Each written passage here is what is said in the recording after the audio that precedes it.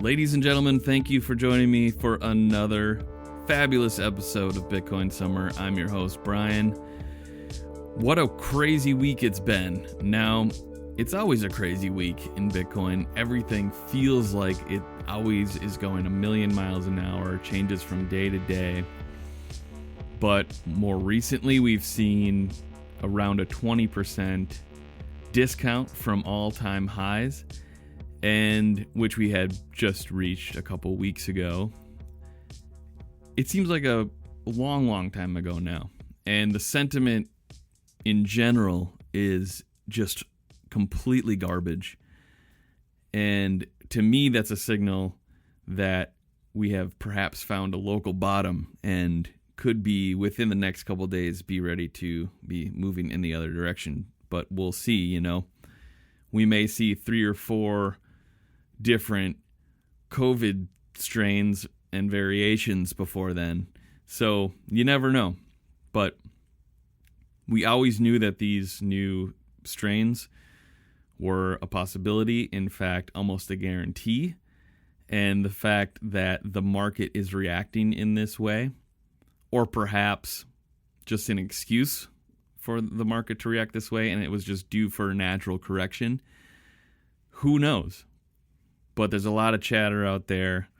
Bitcoin is dead again. I'm not sure if you guys heard, but that is the general consensus when you go online and just try to go to your regular news sources on Bitcoin and see what's going on. So kind of a wild time to be alive. I wanted to jump into a chart that I've been working on, and I'm not usually a chartist, nor am I really big into TA whatsoever, which is technical analysis for those who are not aware. But the reason why I wanted to go through this at the top of the show is it seems that with, the last, I would say, without the absence of news has brought the price of Bitcoin into the hands of short-term traders and not long-term Bitcoin holders or hodlers or hodlers, if that's what you prefer as well. Now, when you have the price in the hands of short-term movements, it's a bunch of noise. And to me, it's a great time to accumulate because the value of Bitcoin is not lined up with the current market price. So I've been accumulating like crazy the last couple weeks on this downturn. It has proven to be a super good tactic no matter what happens with Bitcoin on every drawback since Thanksgiving of last year. And happy Thanksgiving to everyone out there, by the way. It is Thanksgiving week here in the United States. I know I have a couple of viewers across the world, but if you're not aware, the markets were closed on Thursday, and when they opened back up again on Friday, Bitcoin really shit the bed. And I've also noticed, and I posted this on Twitter as well, during traditional market hours, during the stock market, general hours, we've seen some weird price action with Bitcoin, which to me proves that the futures ETF, which I have disagreed with since day one, when that was brought about, it has generally led to an extreme price manipulation by hedge funders or players with lots of money coming into the market. And since the futures ETF doesn't actually purchase spot Bitcoin, it doesn't actually purchase the Bitcoin and purchases futures contracts, it's not putting upward pressure on the price, and instead it's putting pressure on the futures contracts, and those can be exited and entered at any point without affecting the general market. But also, it does allow for hedge funds and other big entities to be able to manipulate the price to their ends. And what we're seeing when the price has these huge drawdowns, especially in the course of a day, you see this huge floor being developed and a ton of purchasing volume right when it hits that price, which to me means that the price is manipulated not only to create a little bit of confusion in the market and to wipe out leveraged longs. And those are people who are betting for the price of Bitcoin to go up, but are using a loan, and therefore they're on margin and they can get called out. So what happens is these hedge funds see those orders on the books and they wipe all of those guys out, and it usually causes a cascading liquidation. I've talked about it briefly on here before. But that's generally what's going on right now, and we see these short-term players kind of in charge of the price right now. And the short-term players are fairly bearish, as we have seen over the last couple of days, especially yesterday, which was Friday. Now, the reason why I wanted to pull up this chart is, like I said, I'm not a chartist, I'm not a technical analyst, but I did want to show you this. Now, this is the RSI. This is the relative strength index, and this is just showing you the purchasing strength currently of whatever asset you're looking at. And we have seen this relative strength bounce off of this line since right around the beginning of summer. So end of spring, beginning of summer, when we saw this huge drawdown from the $64,000 range all the way down to $30,000. Now we've seen this RSI recover along with the price. It's generally correlated with the price, the relative strength. But as you can see here, it keeps finding a higher low. And every bounce that we've seen, so I went back and I analyzed right around a bounce that we've seen at this level, which is right around 46, is where it bounced just yesterday's close. And I'm doing the 3-day chart, by the way. Now, right around this 46 level, I saw it happen here back in March of 2019. And what I did was just measure from the bounce on the 40s, right around 45 or 46 on the relative strength index, and then all the way to the peak. And as you can see here, all of these runs have been pretty significant over the last couple of years in Bitcoin. And we've seen a 124% in 72 days. We've seen 81% in 63 days, and we've seen 53% just recently. That was back in the end of September, and that was a 53% increase in 30 days only. Now, what I did was map this out. If this is going to act as a true nice bounce from yesterday, I mapped this out from the bottom yesterday, and I kind of took an average of these lengths of time and an average of the percentages that it's climbing. Actually, I did, I thought I had another one in here. I must have erased that one. But anyways, I was playing around with this, and obviously we don't know how, we don't know the if it's even going to go up. We don't know any of these things. But like I was saying, if the traders are to remain in control of the price movement, then we could see these things very similar as to movements in the past. And this is barring any huge news event like let's say like the spot ETF announcement, which would take this price into a trajectory that we may not have ever seen before. But other big news like that, like a country adopting or anything like that, in the absence of that, I foresee that the traders are going to be in the driver's seat for quite a bit of time here. And you will just see a gradual, like we've seen, look at this, since July, we've just seen a gradual climb upwards. There's nothing different about this trend than anything we've ever seen in Bitcoin before. It's totally typical. People are panicking. They're in panic mode. The sentiment is complete, like I mentioned, complete garbage right now. But I see this triangle definitely forming. We might see a break of this to the upside. We might see a break of this to the downside. We might see some more consolidation sideways.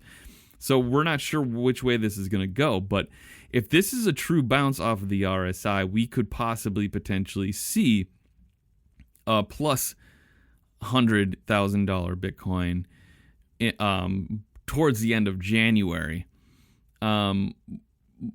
Like I've mentioned on this show before, all of the price projections that I do, I don't make trades based off of them. I don't suggest that you make trades off of what I'm telling you at all whatsoever. What I'm just doing is just seeing potentially where we could be within the next coming months here. And perhaps if you were going to be doing some more short-term income generation or something like, if you're into something like that, then perhaps you might want to look at this and say, hey, if this is if we see this trend continue with the RSI, we could see this trend continue with the price. We're not quite sure where it's going to go right now.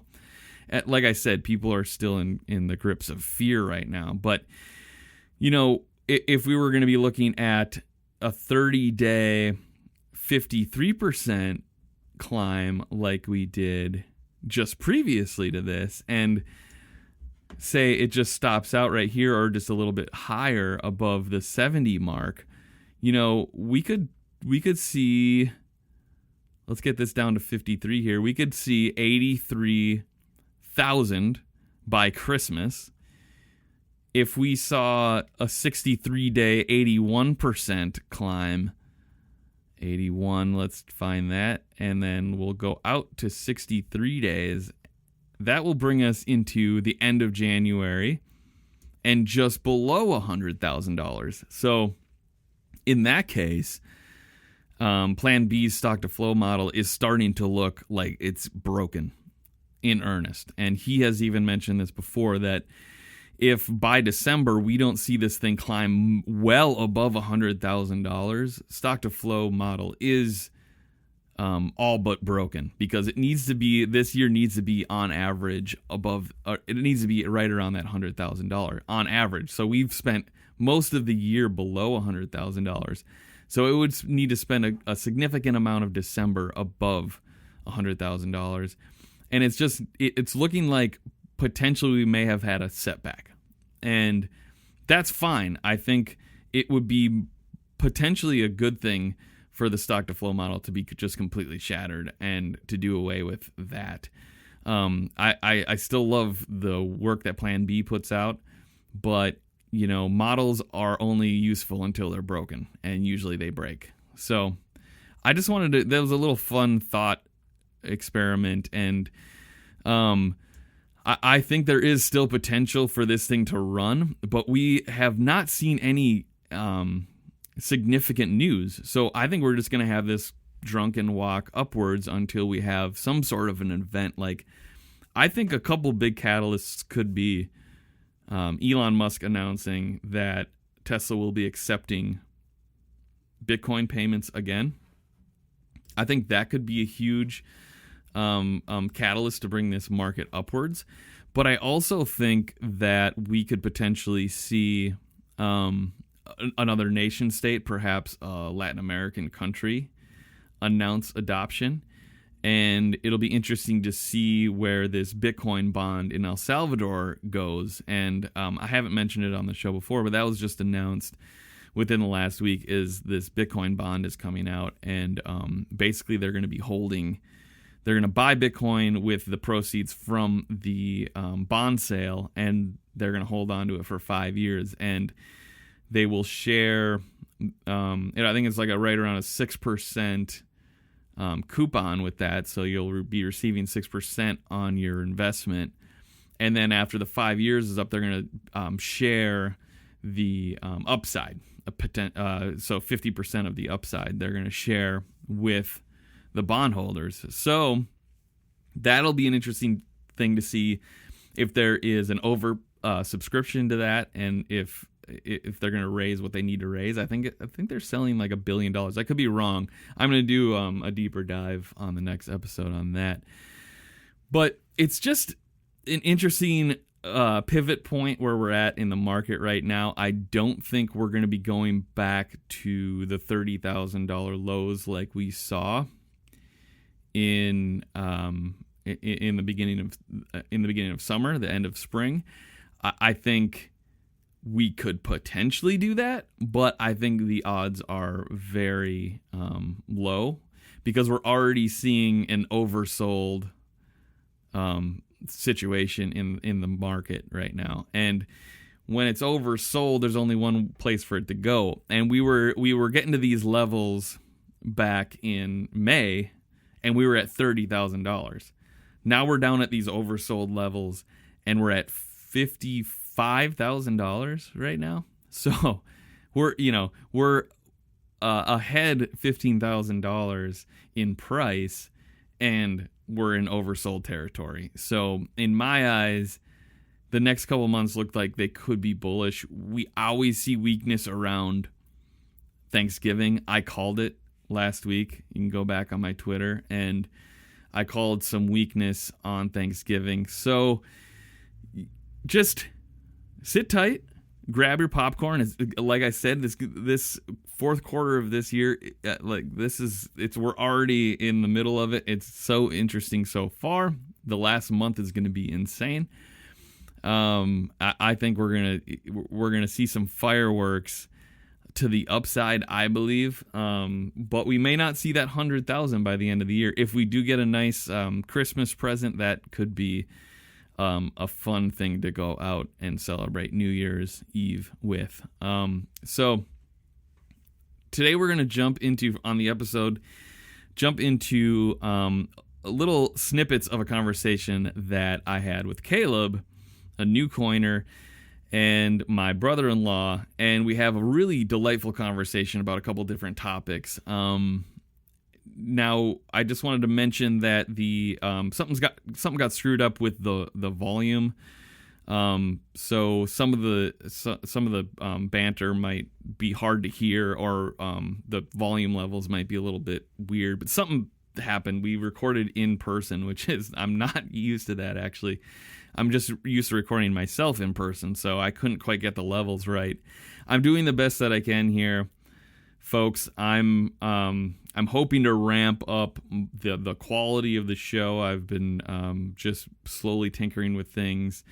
I do everything here out of pocket. Obviously am using my all of my free time to make this show and spread my knowledge out there into the world. So please be patient with the quality, and I will continue to try to improve in that zone. If you would like to support the show, please do so. Just very simple things like the show, give me the thumbs up on YouTube, subscribe to the channel. That helps me out tremendously. It helps the show be found in the algorithm that YouTube uses. Please write a review on Apple Podcasts or wherever you listen, because that helps it be found as well.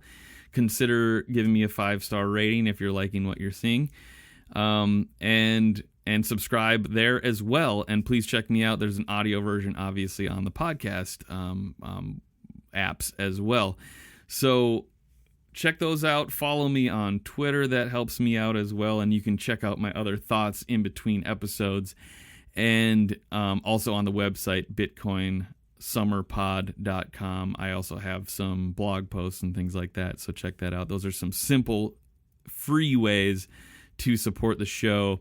And if you did want to send me a couple sats, you can stream sats on Breeze Wallet. The podcast is set up on Breeze, and you can send me some Lightning payments through there. Otherwise, you can send me Lightning tips. That's on the support page on the website as well. And you can find all of that information down in the show notes. I hope you guys enjoy. So take a listen, and I will see you guys again next week. Thanks for joining me on Bitcoin Summer. They priced this out of the housing market. They priced this out of the education market. They priced this out of the stock market. They continue to price us out of day-to-day goods. We need to take this back, and this is our time to do it.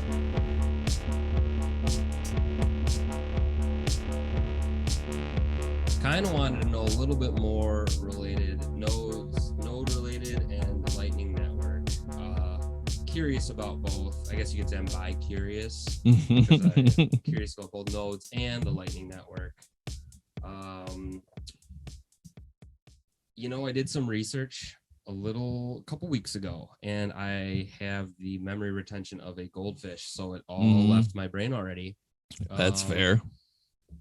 I guess Lightning Network wise, is there anything as a newcoiner that you're like, this is what you should know about the Lightning Network?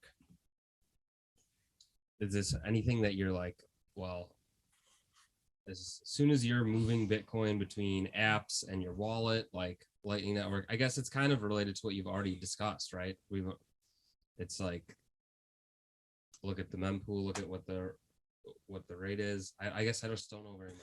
Lightning Network does not run off of Bitcoin Core, so the mempool has really different. Mempool has nothing to do with Lightning Network until you either open or close your channel. All right, edit out all the stupid shit I said then. It's crazy when you get close to that mic. Oh, am I peeking? No, but it's like it gets like really intense, wild. Yeah, you almost should have been doing the whole show like that. Oh God.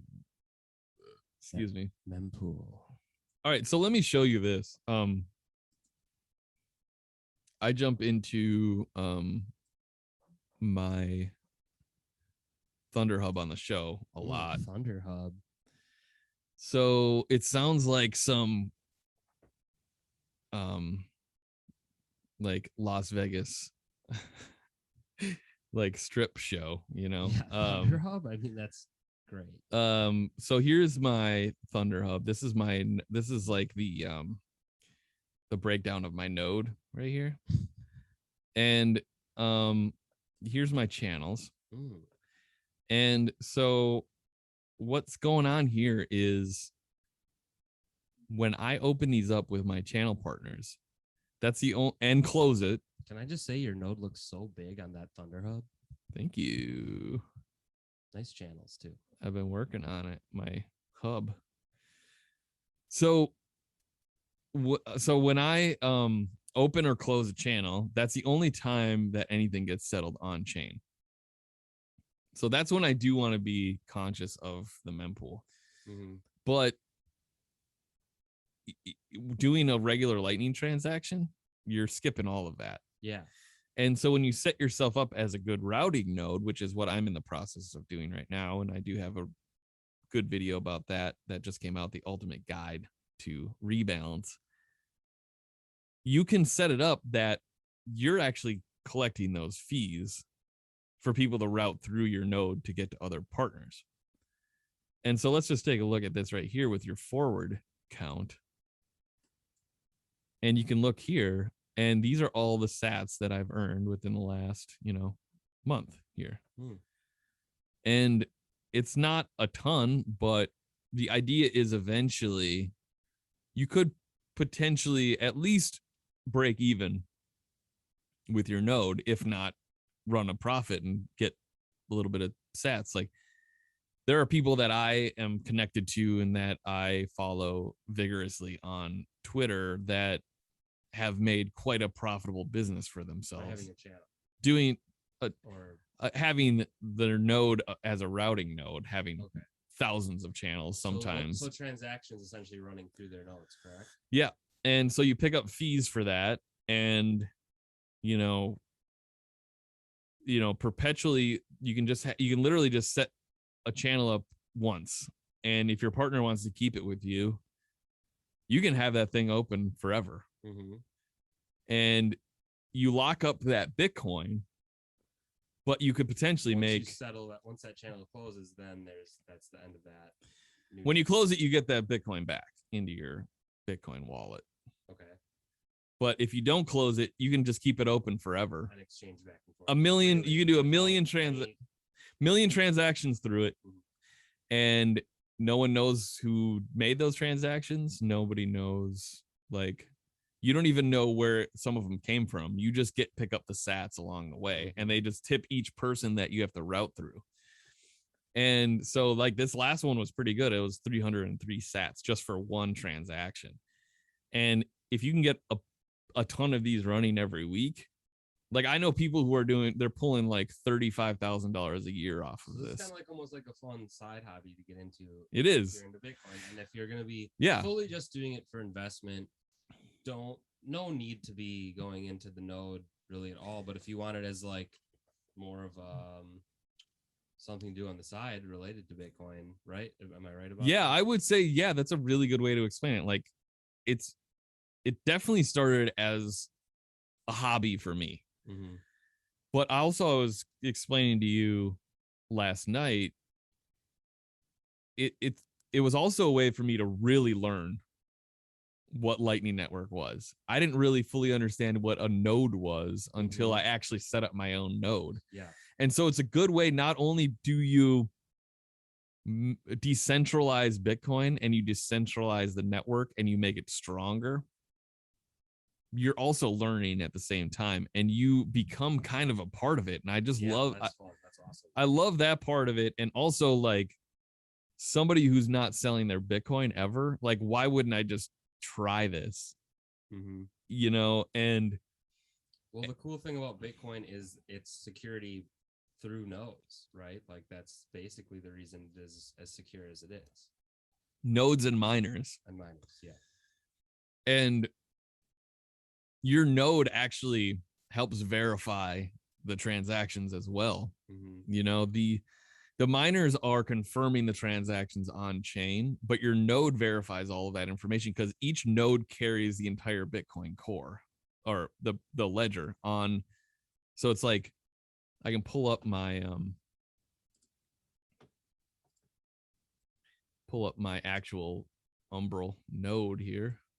It's 500. It's here it is. 512 gigs. And there's a couple apps on here too. So the entire Bitcoin core is just under like 500 gigabytes. And so I have the I have the 1 terabyte SSD card in there. So it's all stored on this tiny little machine, and it just pumps out transactions all day. I mean, like it's pretty cool. And also now so as someone with a node, do you have any control over whose transaction, or like what transactions go through your node, or is it you? Like, how does that work? I mean, control, no, not like you don't go through and you're like, should I let these guys go through? Like it does it all for you. Yeah. It just runs off of the Bitcoin protocol. Yeah, and it just follows the consensus rules. And so you don't, it's basically set up and leave alone, but where the work really comes in is like balancing channels and setting up channels and getting the right partners. And since I started doing this rebalance LND script that I set up on my node, that was September 15th. So just over a month ago, I was bleeding, like not like I'm dramatic about it, but I was losing Bitcoin, like from rebalancing. But you're having so much fun, you didn't care. I was having fun, but it was eating up because I didn't really know how to rebalance, and I was doing it at too high of cost. Well, this is so interesting. What is rebalancing? Well, let me show you. So here, I'm very, I'm intrigued. So here are my channels. So here's my channels, and you can go back on my What is Lightning episode. But as you can see, so like, let's say this channel right here, right? It's way more on the green side, right? Yeah, sure is. And that's my inbound liquidity. And this blue is my outbound liquidity. Okay. And if somebody were to route a transaction through this node, they would have to, so I can earn 2 million sats worth of fees on this node, right? Okay. And if they do that, they'll have to pay me 138 sats per 1 million that go through, right? I don't know why, but sure. I set this price myself. Oh, okay.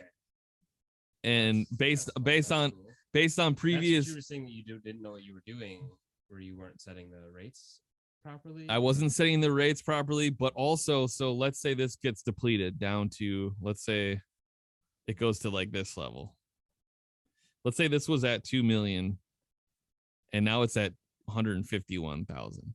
No one's there's gonna be like trickles of people doing transactions less than 151. Do any transactions on that? On the Lightning Network? No, on that specific channel. If they needed to get through, like, they would need to use my node to get through to somebody that they're not partners with. Okay.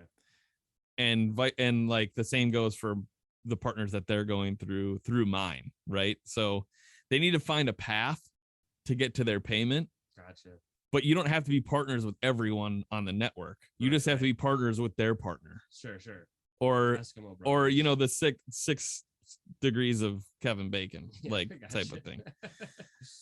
So let's say for async, and this channel is actually super expensive to rebalance.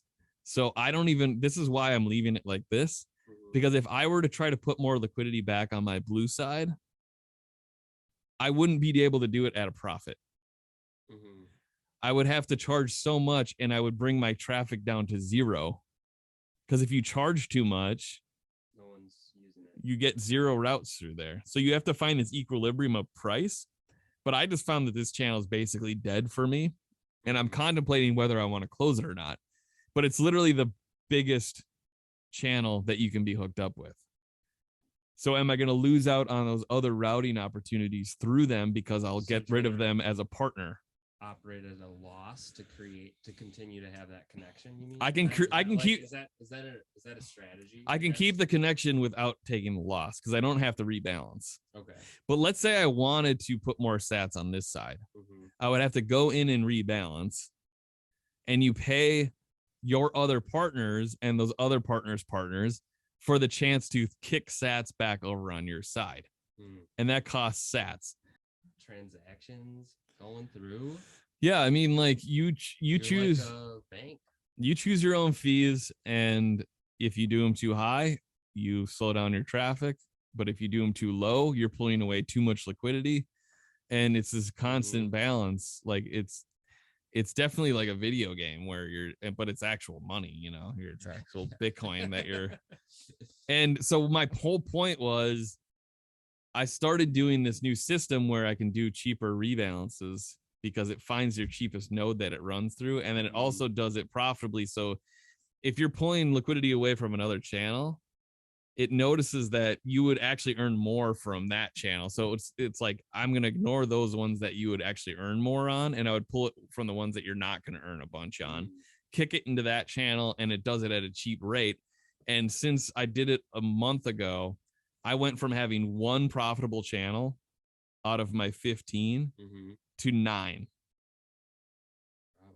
And I am almost 100 sats away from breaking even from September 15th. So I will be in profit with my node way quicker than I thought I ever would be. Sick. You might be interested in this. Who knows? So it has my Bitcoin wallet. Yes. Here's my sats. Yes. And so if I were to close one of my channels, it would kick all of those sats that I have on my outbound balance. It would kick all of that into this wallet. Oh, okay. And so that's why my balance is really low in my Bitcoin wallet, because they're all my balance is in my Lightning. Supporting the channels. Yeah, and this is my Lightning wallet here. So if I were to want to, now let's say I just wanted to straight up pay somebody through the Lightning Network. Say you have a Lightning wallet on your phone like Breeze. I can literally just go through here and send, and I can do my invoice through here, and it'll use one of my channels that I already have established. Mhm. I have plenty of So it liquidity. doesn't really cost you anything then.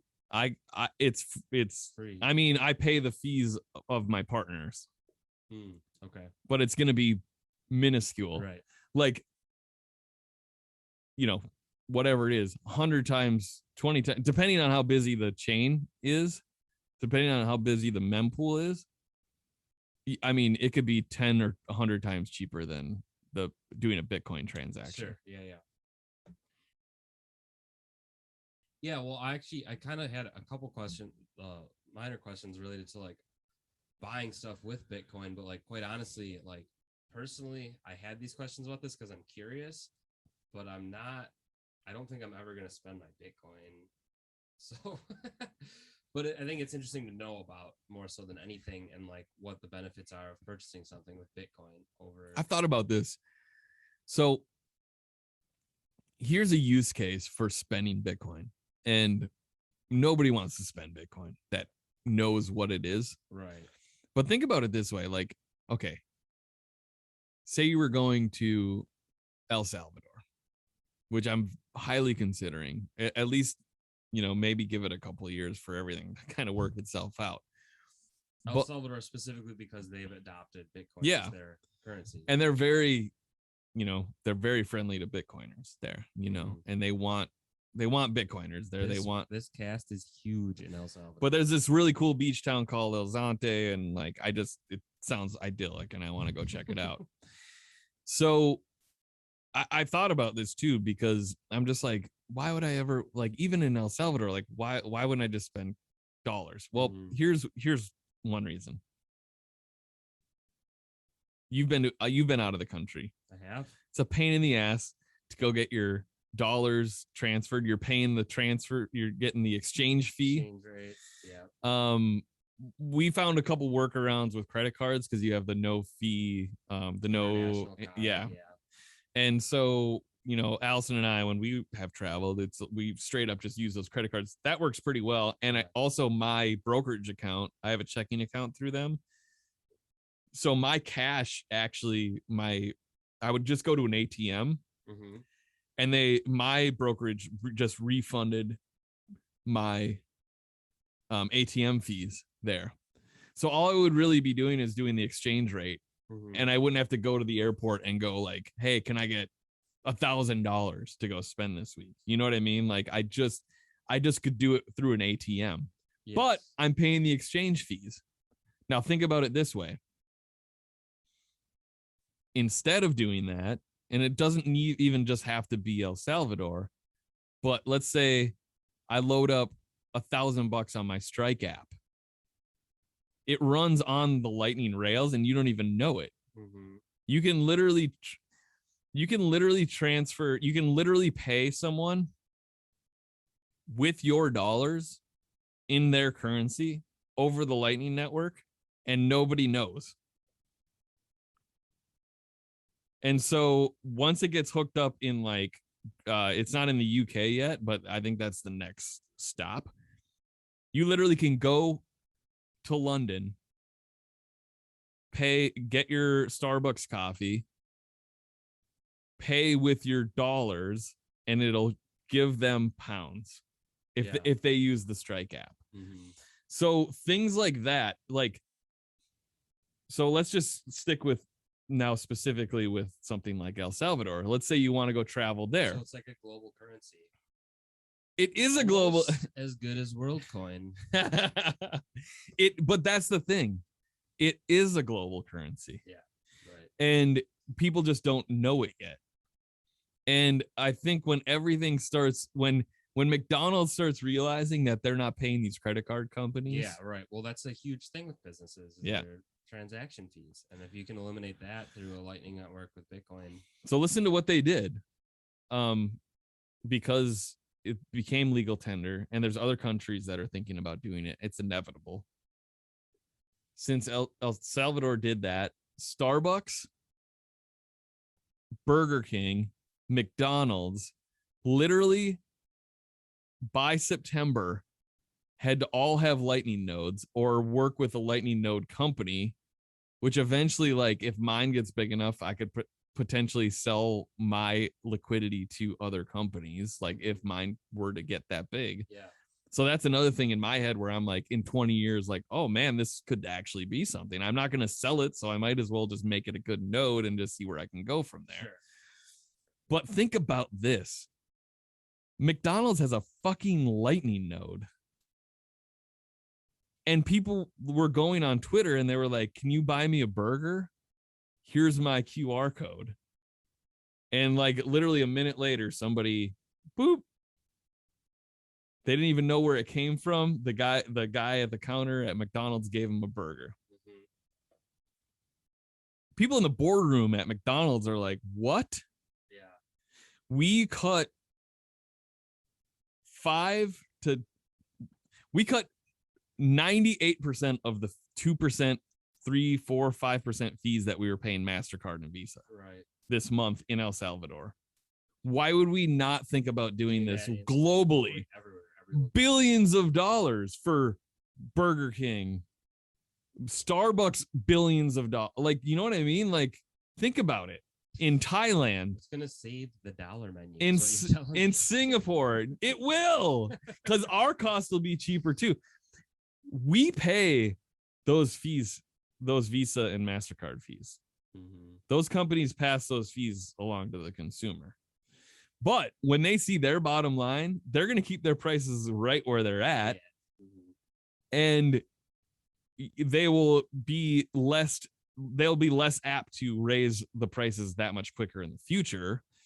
But they're going to adopt it really damn quick. And I will be within the next 20 years.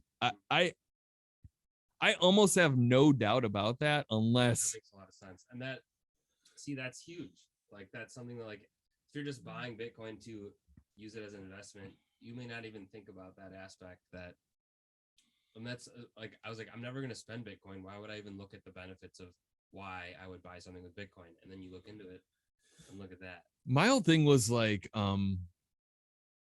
if you were going to go to a country that were to accept Bitcoin, or even that you could exchange into the local currency quicker from Bitcoin, it's a no-brainer to load your wallet up with $1,000,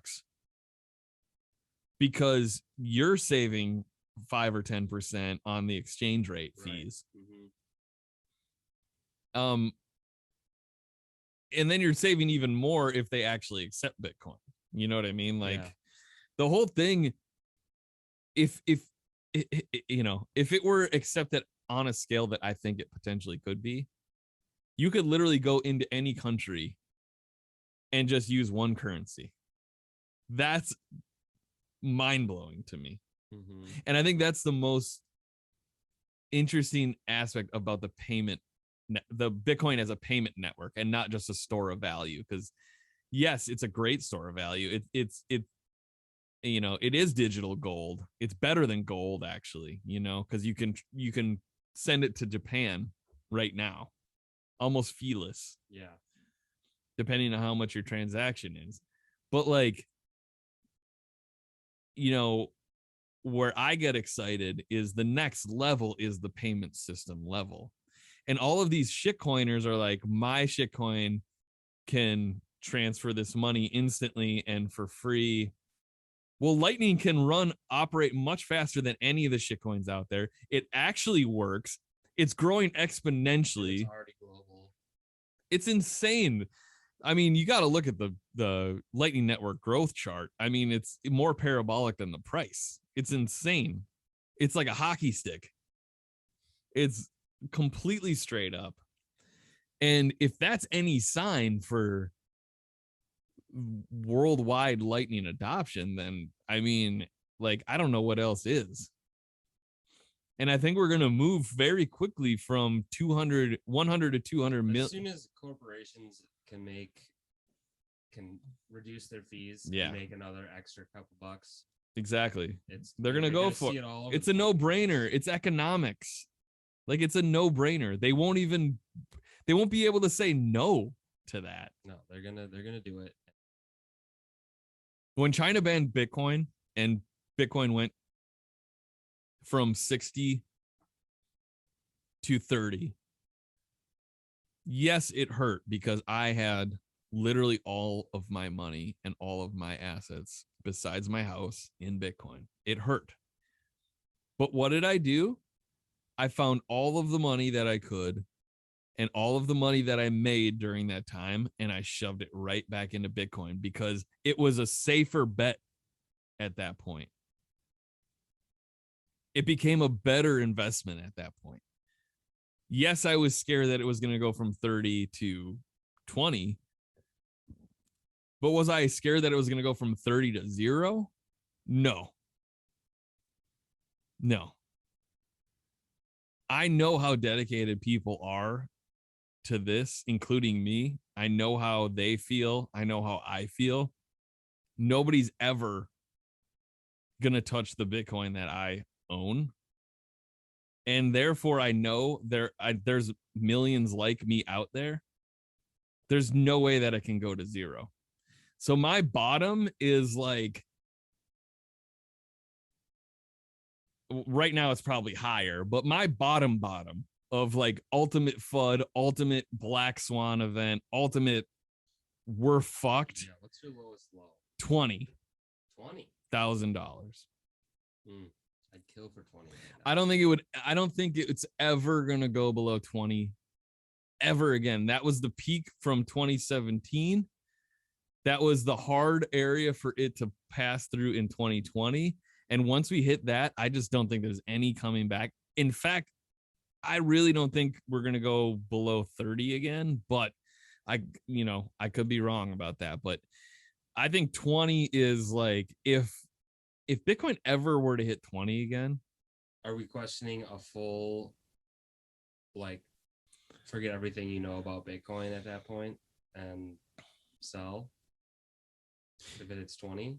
If it hits 20, I'm buying all that I can. Oh, because you're still you're still so confident in it. Oh yeah, it's way undervalued. It's way undervalued at under 40. With China out of the picture, it's undervalued at 60. Like, this is my point. Like, we are so early. We're going to be going from 100 to 200 million users to a billion within years because it's growing faster than the internet. You can look at the chart side by side. Actually, I should pull that up on one of my episodes. Bitcoin is growing faster than the internet. And if you're going to not buy Amazon in 1995, you're doing it wrong. But it's not just buying Amazon.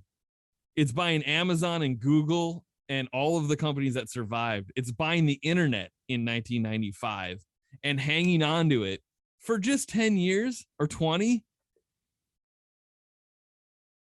Like, there's just no reason to be 0 Bitcoin. I'm not saying everyone needs to be 110%, but there's no reason to be 0. You should be somewhere between 0 and 100% Bitcoin. And I think you're going to be doing just fine, because even what you have been able to accumulate in a short amount of time, even that is way better than 90% of the people on Earth.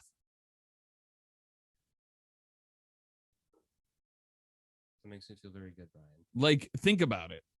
Because the small amount that you have, when everybody else is forced to buy at $500,000 a Bitcoin, when you're actually pricing it in sats, and you're like, oh, a sat now is $1.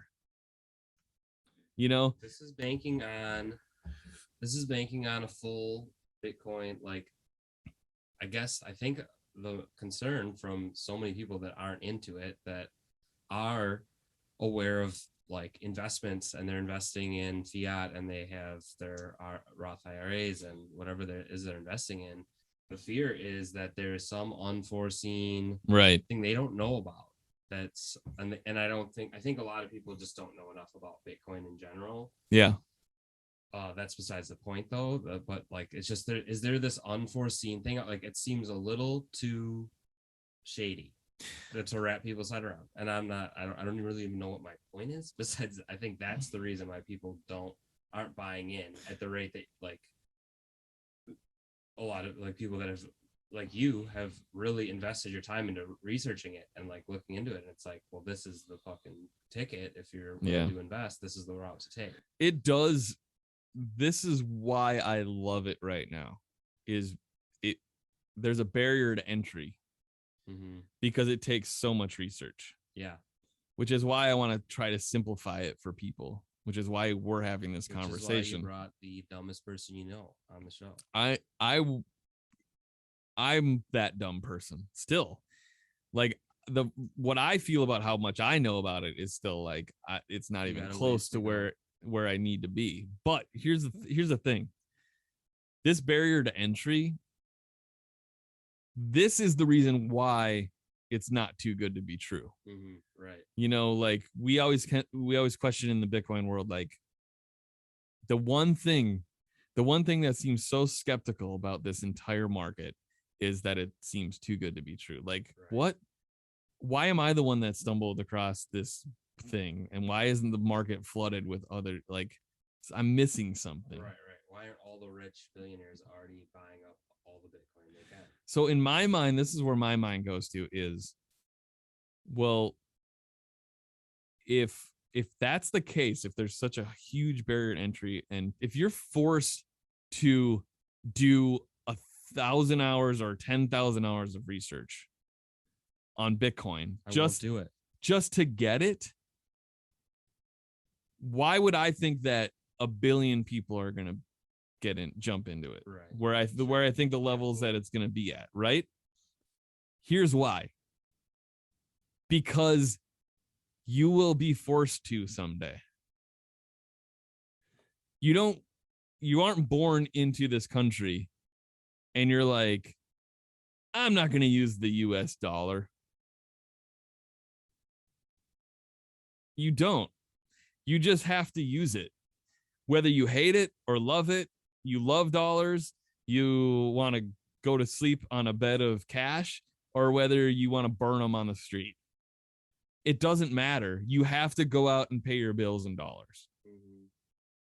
Here's where the world is going, though. When oil starts getting priced in Bitcoin, when now 20 hyperinflation countries are supporting the Bitcoin network, eventually, and those, we're talking millions upon millions of people that are being forced to use Bitcoin. Eventually, it's going to be a world currency because that's what everything gets settled in, and that's where you price things. And eventually something turns and you enter into that next generation where it's like everyone doesn't, like when my kid grows up, he's 2. When my kid grows up, Bitcoin's just going to be a thing, not just because he has me as a dad. Yes, that's but it's going to be a part of the world. And there will be no way to, there's almost no way to like ignore it now, because now you see all of these like statists and all of these economists who are like, I don't know, like El Salvador is shooting themselves in the foot.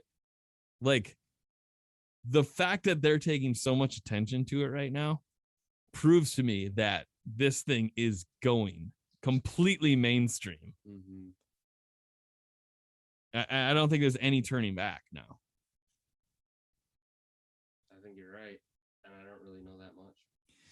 And it feels that way the more I look into it. But that's where I'm like, we're going to get to this point where you don't have to do 10,000 hours of research because the products will be so easy to use, like the Strike app.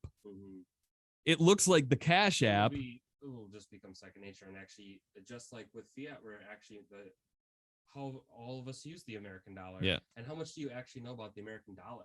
Like how much is the average? Exactly. That's exactly. The US Let me tell you something.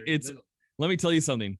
It's 1,000,000 times more complicated than Bitcoin. You use a product like Strike app, which looks exactly like Cash app, and you don't even know that you're using the Lightning Network. Bitcoin is already won. That's it. When you have held a product like that in your hands, and somebody that has completely onboarded an entire country, and it's just the first,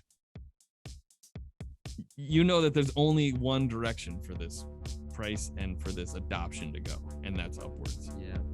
And parabolically, not just like, oh, we'll grow a couple of percent this year and then we'll kind of take a break. It's growing.